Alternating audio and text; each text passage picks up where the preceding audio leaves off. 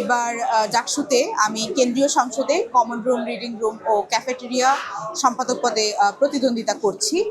তো যদি এবার ডাকসুটা অনেক বেশি ইনক্লুসিভ হতে যাচ্ছে। এবার ডাকসুতে যদি আমি এই পদে নির্বাচিত হই, তাহলে বলতে গেলে কাজ অনেক কিছুর করারই আছে। আমি চাইলেই অলৌকিক অনেক কিছু বলতে পারি যে এটা করবো ওটা করবো, বাট আমার এরকম কিছু বলার ইচ্ছা নেই।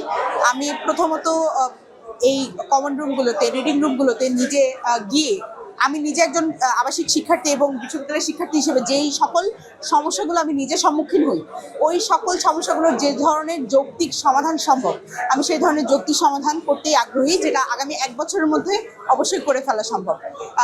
আপনারা জানেন যে মেয়েদের সমস্যা নিয়ে অনেক কিছু করার আছে, অনেক কাজ করা আছে। হলে বলেন বা কেন্দ্রীয় সংসদে বলেন, মেয়েদের নিয়ে কাজ করার জায়গা কিন্তু হিউজ।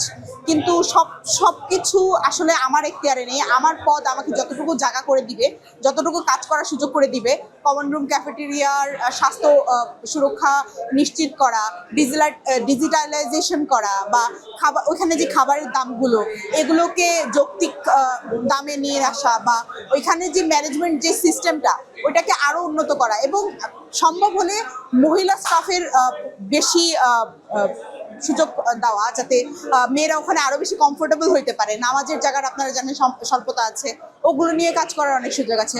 সর্বোপরি আমি নিজে একজন শিক্ষার্থী, আমি 2 বছর ধরে এই ঢাকা বিশ্ববিদ্যালয়ে পড়াশোনা করছি।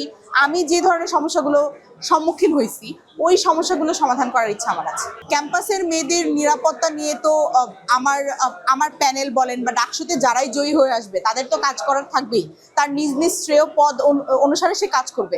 কিন্তু আমার যে এরিয়াটুকু আছে, ওই এরিয়াটুকুর মধ্যে আমি অবশ্যই নিশ্চিত করব মেয়েদের যাতে যে সুরক্ষা, নিরাপত্তা, ওইটা যাতে নিশ্চিত হয়। বা ধরেন কমন রুমের বাইরের এরিয়াটা, ওইখানে সিসিটিভির ব্যবস্থা করা, এবং ভিতরে আমি আগেও বললাম যে মহিলা স্টাফ থাকলে ইজি হয় মেয়েদের জন্য। তো এই ধরনের কাজগুলো যাতে তাদের নিরাপত্তা এবং সুরক্ষা নিশ্চিত হয়, ওই ধরনের কাজগুলো আমি করার চেষ্টা করব।